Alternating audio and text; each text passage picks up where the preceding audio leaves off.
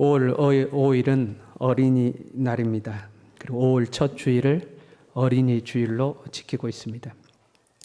우리나라가 최초로 어린이날 행사를 가진 것은 1922년 5월 1일이었습니다. 100년 전 오늘입니다. 어린이날 설립 취지가 1922년 5월 1일자 동아일보 기사에 실려 있습니다. 제가 읽어드리겠습니다.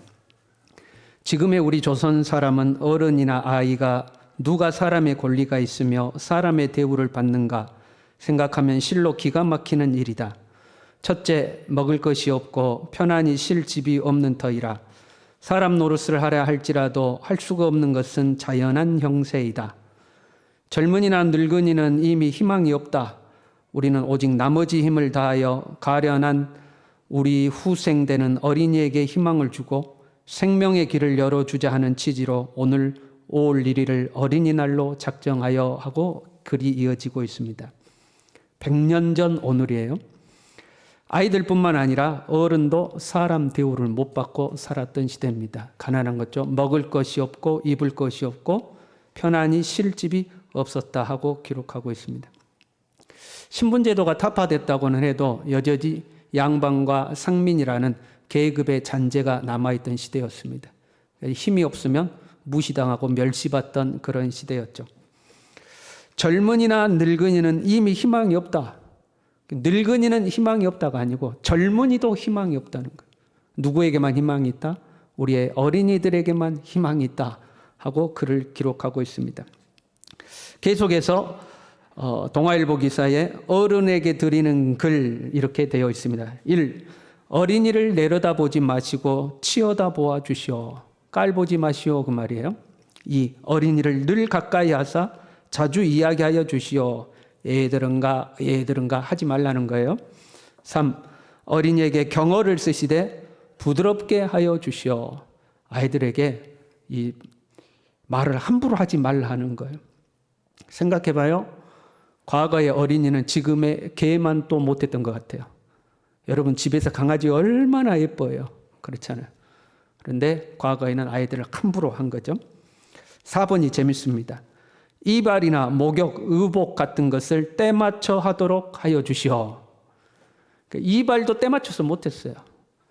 목욕도 때맞춰서 못했어요. 여러분 목욕, 여러분 어렸을 때 1년에 몇 번 했어요? 솔직히 내과에서 놓은 거 말고 집에서 목욕한 거, 빨간 다라이에다가 목욕한 거 1년에 몇 번 했어요? 명절 때나 되면 하는 거 아닙니까? 의복 같은 것도 때맞춰 하도록 하여 주시오 하는 거죠. 그러니까 여름인데도 겨울옷 입고 있고 겨울인데도 여름옷 입고 있고 왜? 옷이 없으니까요. 5번 잠자는 것과 운동하는 것을 충분히 하게 하여 주시오. 의아하죠? 요즘 아이들은 학교 다닌다고 공부한다고 잠이 부족합니다. 근데 그 당시 아이들은 학교도 안 다녔는데 잠자는 것을 충분하게 하여 달라고 기록하고 있어요. 왜요? 아이들이 노동 현장으로 나갔습니다.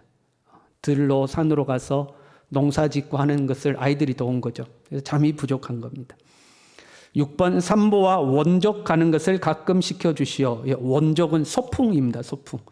소풍도 좀 보내달라 하는 거예요.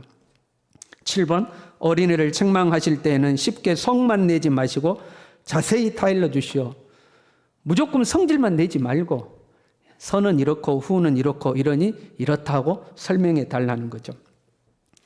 당대의 어린이들의 인권이 어떠했는지를 들여다볼 수 있는 글이죠. 100년이 지난 지금에는 많은 것들이 변했습니다. 지금은 그 당시와 비교할 수 없을 정도의 돌봄과 존중과 사랑을 아이들이 받고 있습니다. 출산율이 저하되었어요.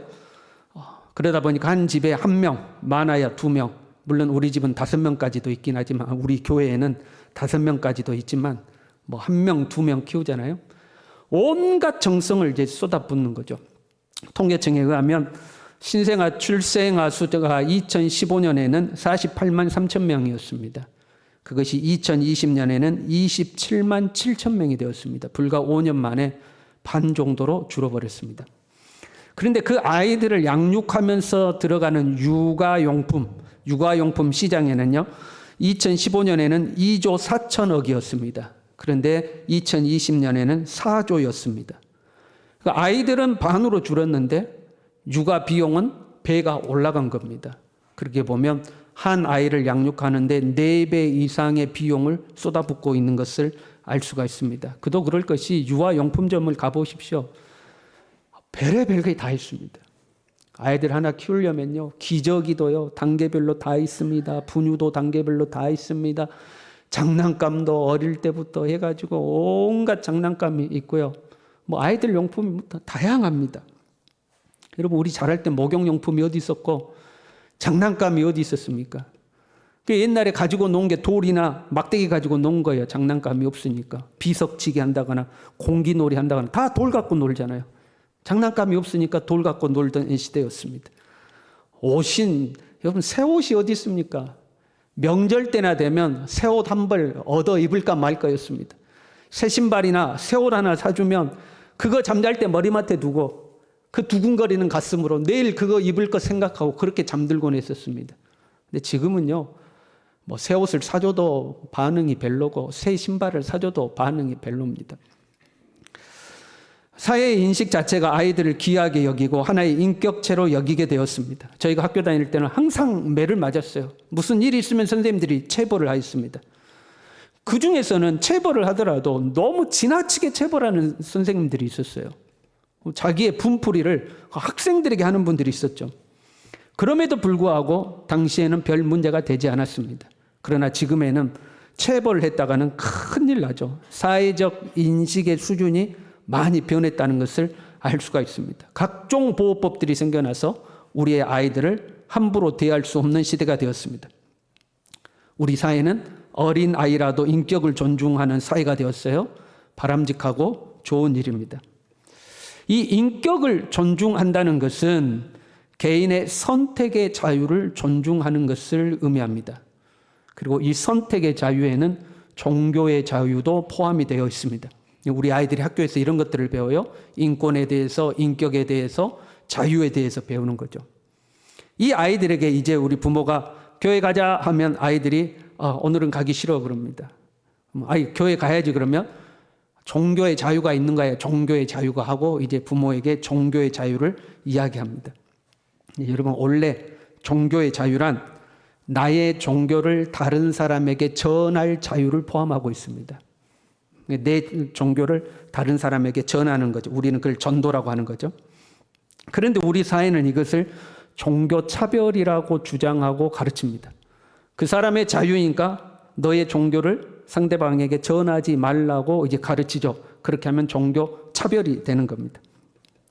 어릴 때 교회를 다녔는데 장성에서 교회를 다니지 않는 자녀들도 우리 중에는 있습니다. 그러면 부모가 안타까운 마음에 야, 교회 다녀야지 그러면 장성한 자녀들이 대부분 다 이렇게 말합니다. 제가 알아서 할게요. 내버려 두세요. 그럽니다. 제가 알아서 할게요. 그 말이 무슨 말이에요? 그 내 자유예요. 그 말이야. 부모가 내 종교에 간섭하지 말라는 겁니다. 부모가 내 신앙에 간섭하지 말라고 하는 거죠. 우리가 사는 세상이 점점 신앙을 가르치고 고온할 수 없는 세상이 되어가고 있어요. 그것은 부모도 예외가 아닙니다. 이제는 부모도 우리 자녀에게 신앙을 강요할 수 없는 세상이 되어가고 있죠. 그것이 자녀의 인격을 존중하는 거라고 우리 사회는 우리에게 가르치고 있습니다. 인권과 자유라는 미명 아래 반기독교적인 문화도 확산되고 있습니다. 여러분, 결혼 전까지 성적 순결을 지키는 것은 우리 기독교인들에게 있어서 당연한 것이었습니다. 그런데 지금 사회는 그것을 이상하게 생각합니다. 심지어는 기독교인들 중에서도 성적 순결을 지키는 것을 대수롭지 않게 여기는 분위기가 지금은 만연해 있습니다.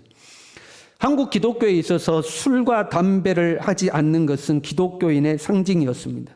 그런데 지금은 목사도 장로도 권사도 집사도 암암리에 하는 것을 보게 됩니다. 별로 대수롭지 않게 생각하는 것. 세상이 변해가고 있는 겁니다.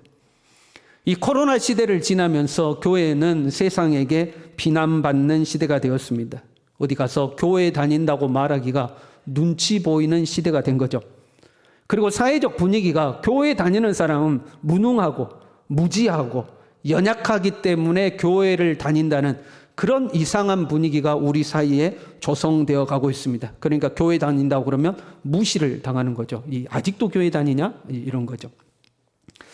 그러다 보니까 갈수록 신앙생활하기가 점점 힘들어져 가고 있습니다. 사회적 분위기에만 문제가 있는 것은 아닙니다. 우리 내부에도 문제는 존재합니다. 적어도 이 자리에 나와서 예배드리는 우리는 하나님의 은혜를 경험한 사람들인 줄로 믿습니다. 그런데 하나님의 은혜를 경험한 우리조차도 믿음이 점점 약해져 가는 겁니다. 세속적으로 우리가 변해가는 거죠.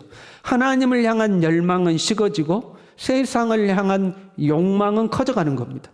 신앙의 갈망은 없어지고 세상의 부와 명예와 권력에 대한 욕심은 점점 커져가는 겁니다. 제가 부교육자로 있을 때 한 초등학교를 방문한 적이 있습니다. 그 초등학교 1학년 교실에 갔는데 초등학교 1학년 아이들이 자기의 장래 희망을 그림으로 그려서 뒷면 벽에 이렇게 쭉 붙여놨어요. 이제 자아상을 그린 거죠. 그런데 놀랍게도 그 중에 80%가 의사였습니다. 뒤에 다 의사가 붙어 있는 거예요. 그 아이에게 의사라는 꿈을 누가 심어줬을까요? 그 아이 스스로가 나는 커서 의사가 될 거야 라고 꿈을 가졌을까요? 짐작건대 수많은 부모들이 아이에게 너는 커서 의사가 돼야 된다, 의사가 돼야 된다. 또는 학교에서 장래 희망 그려오라고 그러니까 아빠 나 뭐해? 의사해, 의사 하고 부모가 강요했을 겁니다. 부모가 자녀에 대해서 기대를 갖는 것은 당연한 겁니다. 우리의 자녀가 잘 되기를 소망하는 것도 당연한 겁니다. 그런데 우리 부모라는 세대의 그 기대의 종착지가 어디냐? 돈 많이 벌어서 부자 되고 잘 먹고 잘 살아라. 이게 우리 부모의 기대의 종착지가 되어가고 있는 겁니다. 자녀가 공부를 잘해야 되는 이유도 돈을 벌기 위해서입니다. 좋은 학교에 들어가는 이유도 돈을 잘 벌기 위해서입니다. 좋은 직장에 들어가는 것도 돈을 잘 벌기 위해서입니다. 왜? 돈을 잘 벌어야 행복한 가정을 이루고 돈을 잘 벌어야 이 땅에서 잘 산다고 생각하기 때문에 그렇습니다. 그런데 여러분 생각해 보십시오. 돈 많이 버니까 행복하던가요? 돈 많이 버니까 행복한 가정이 되던가요? 사람의 욕망은 끝이 없습니다. 온 세상을 다 얻어도 채워지지 않는 것이 사람의 욕심입니다. 그래서 사람의 욕심은 마치 늪과 같아서 그 안으로 한없이 우리의 인생을 끌어당기는 거죠. 그것을 지옥이라고 하는 겁니다. 지옥의 늪으로 우리의 인생이 빠져들어가죠. 부유해졌으나 행복하지 않는 거죠.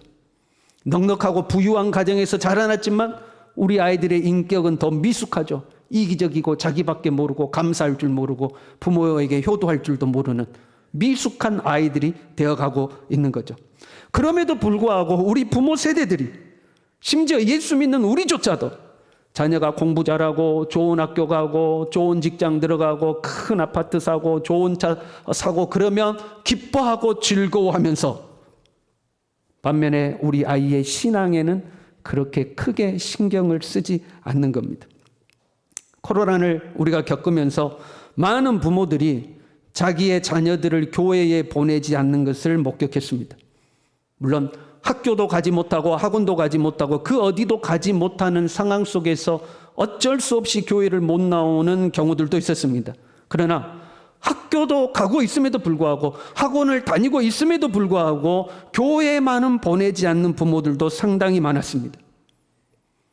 자녀를 아끼는 마음에 혹시라도 싶은 마음에 자녀를 보호하기 위해서 그랬다고 생각이 듭니다. 그러나 여러분, 이것이 정말로 자녀를 위한 것일까요? 이것이 정말로 자녀를 위한 것일까요? 한번 생각해 볼까요? 지금 우리의 자녀가 지금 죽는다면 우리의 자녀가 천국에 갈 수 있다고 여러분은 확신하십니까? 나보다 내 자녀가 먼저 죽는 일은 잘 일어나지 않는 일입니다. 일어나서도 안 되는 일이죠. 그러나 사람의 일이란 알 수 없는 겁니다. 내 자녀가 여러분 천국에 간다고 확신합니까? 내 자녀가 앞으로도 계속해서 예수님을 구주로 모시고 살 것이라고 여러분 확신합니까? 내가 살아있는 동안 우리의 자녀가 계속 교회에 나올 거라고 확신합니까? 아니면 더 나아가서 이제 우리 자녀가 성장해서 부모 곁을 떠나서 스스로 독립하여 산다 할지라도 교회에 계속 나오며 예수님을 구주로 믿고 살 것이라고 확신합니까? 내가 죽은 뒤에도, 내가 죽어서 이 세상에 없어져 버린 뒤에도 우리의 자녀가 신앙을 버리지 아니하고 끝까지 믿음의 길을 걸을 것이라고 여러분 확신하십니까? 만약에 우리의 자녀가 부도 얻었습니다. 명예도 얻었습니다. 사회적 지위도 얻었습니다. 그러나 신앙을 잃어버린다면 그 얻은 것이 무슨 의미가 있겠습니까? 우리는 하나님의 살아계심을 믿습니다. 이 세상은 잠시 잠깐이고 영원한 세상이 있음을 우리는 믿습니다. 그 영원한 하나님의 나라에 가는 유일한 방법이 예수 그리스도를 구주로 영접하는 길밖에 없음을 우리는 확신합니다. 다른 길이 없는 겁니다. 그런데 우리의 자녀가 신앙생활을 하지 않는다? 믿음이 흐지부지하다? 이것은 심각한 문제인 겁니다. 내 자녀가 교회를 안 다니면 여러분 심각해야 합니다. 내 자녀가 교회를 다니지만 흐지부지 다니면 심각해야 됩니다. 아무리 생각해도 내 자녀는 내가 죽고 나면 교회 안 다닐 것 같아요. 지금은 부모 때문에 어쩔 수 없이 나오지만 내가 없으면, 나를 떠나 독립하면 더 이상 신앙생활 하지 않을 것 같아요. 그럼 여러분 심각하게 생각해야 됩니다. 내가 그토록 아끼고 사랑했던 자녀가, 우리의 모든 인생을 다 바쳐서 양육해낸 그 자녀가 죽어서 천국에를 가지 못한다면 여러분 그것보다 심각한 문제가 어디에 있겠습니까? 여러분 자녀들 사랑하시죠? 미워 죽겠습니까? 대답도 안 하시는 것이. 여러분 자녀들 사랑하시죠? 무엇이 자녀를 사랑하는 것입니까? 열심히 가르쳐서 부자 만들어주는 것이 자녀를 사랑하는 것입니까? 내가 열심히 돈 벌어가지고 자녀들에게 많은 유산을 물려주는 것이 자녀들을 사랑하는 것입니까? 뭐 다 좋다고 합시다. 그것도 필요하다고 해요. 그러나 무엇보다도 우리 자녀에게 예수 그리스도를 만나게 해주고 그 안에 믿음을 심어주는 것이 가장 소중한 줄로 믿습니다. 이 믿음의 유산을 자녀들에게 물려줄 수 있어야 합니다. 제가 중고등부 사회 갈 때요, 이제 여름과 겨울에 수련회를 가잖아요. 우리가 코로나 때문에 수련회를 못했지만 이제 또 수련회도 다시 해야 하겠죠. 그러면 아이들은 다 수련회를 가고 싶어 합니다. 2박 3일 동안 친구들과 어울려서 교제하고 또 밤이면 특히 하나님 앞에 기도해서 자기들 마음에 쌓여있는 걸 하나님 앞에 다 털어버리고 하나님의 은혜도 받고, 그러니까 가고 싶어요. 그런데 그 중에는 부모님이 허락하지 않는 자녀들이 있습니다. 왜 허락하지 않느냐? 학원 빠지니까 안 된다는 거예요. 2박 3일 동안 학원 빠지니까 못 보낸다는 거예요. 그러면 이제 제가 부모님을 설득하기 위해서 전화를 합니다. 교회 집사님입니다. 권사님입니다. 안수 집사님이에요. 전화를 합니다. 그러면 이렇게 이야기합니다. 그래도 우리 아이는 교회는 다니지 않느냐? 수련회는 안 가도 교회는 다니지 않느냐? 그러니까 지금 학창시절이니까 열심히 공부해서 나중에 성공해가지고 그때 은혜 크게 받고 그때 하나님 앞에 더 크게 쓰임 받으면 더 큰 영광이 되지 않겠냐? 그렇게 이야기합니다. 그런데 여러분, 학창시절에 그렇게 은혜 받은 애들도요, 대학 가면요 반이 떨어져 나갑니다. 반 남은 아이들 중에요, 사회생활하고 돈 벌고 그러잖아요. 그 중에 또 반 또 떨어져 나갑니다. 그 남은 아이들 중에서도 정말 하나님 앞에 헌신적으로 자신을 들여서 신앙생활하는 사람은 몇 명 되지 않습니다. 인생을 살다가 고난의 풍파가 몰아오면 다 쓰러지고 자빠지고 주님을 떠나버리는 아이들이 허다합니다. 내가 그렇게 자녀를 귀하게 여기는데 왜 신앙의 교육을 시키지 않는가 하는 거예요. 아이가 성적이 떨어지면요, 부모가 교회 안 나가도 괜찮습니다. 교회 가는 시간에 공부해라. 교회 가는 시간에 학원 가자. 손을 붙들고 학원을 갑니다. 돈을 투자해서 과외를 시킵니다. 그런데 아이가 믿음이 떨어지면요, 그 아이의 손을 붙들고, 야, 네 믿음 떨어지면 안 돼. 나랑 같이 교회 가자. 나랑 같이 성경 보자. 나랑 같이 기도하자. 이런 부모는 없습니다. 우리가 우리의 자녀를 책임질 수 있는가? 이 땅의 각종 사건 사고로부터 우리의 자녀를 지켜낼 수 있는가? 여러분 가능합니까? 내가 좀 사회적으로 부도 있고 명예도 있고 힘도 있다고 쳐요. 그러면 내가 사는 동안 우리의 자녀가 나에게 기댈 수 있는 내가 든든한 언덕이 되어줬다고 합시다. 그럼 나 죽고 나면 어떻게 할 겁니까? 내가 남겨준 유산이 우리의 자녀의 삶을 지켜줄 것이라고 여러분 확신합니까? 우리의 자녀가 하나님을 만난다면 하나님께서 우리의 자녀의 평생을 지키시고 이끄시고 도우시는 줄로 믿습니다. 우리 자녀가 하나님을 만나도록 해야 하는 것. 오늘 본문의 말씀은 우리에게 이야기합니다. 마땅히 행할 길을 아이에게 가르쳐라. 어릴 때부터 가르치라는 것. 늙어서도 그것을 떠나지 않을 정도로 아이에게 철저하게 신앙의 교육을 하라는 겁니다. 오늘 본문이 기록되는 시대는 신정 통치의 시대입니다. 종교의 자유 이런 거 없는 시대예요. 오직 하나님을 믿어야만 하는 시대입니다. 그럼에도 불구하고 아이 때부터 철저하게 가르치라는 것. 우리가 사는 시대는요, 하나님으로부터 멀어지도록 만드는 시대입니다.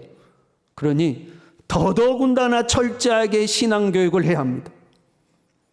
내가 죽어 없어지더라도 이제는 나 때문에 우리 아이가 교회 다니는 것이 아니라 예수님을 인격적으로 만나서 그 예수님께 붙들림바 되어서 신앙생활하는 그 사람이 되도록 우리가 기도하고 아이들을 가르치고 훈련시켜야 하는 줄로 믿습니다. 실제적인 이야기를 몇 가지 할게요. 그렇게 우리의 아이들의 신앙교육을 시켜야 되는데 현실적으로 신앙교육은 교회에 맡깁니다. 그렇잖아요? 부모가 가정에서 아이 신앙교육 시키는 것이 우리의 문화에서는 쉽지가 않습니다. 그래서 교회 학교가 존재하고 교회 학교에서 우리의 아이들을 신앙교육을 하는 거죠.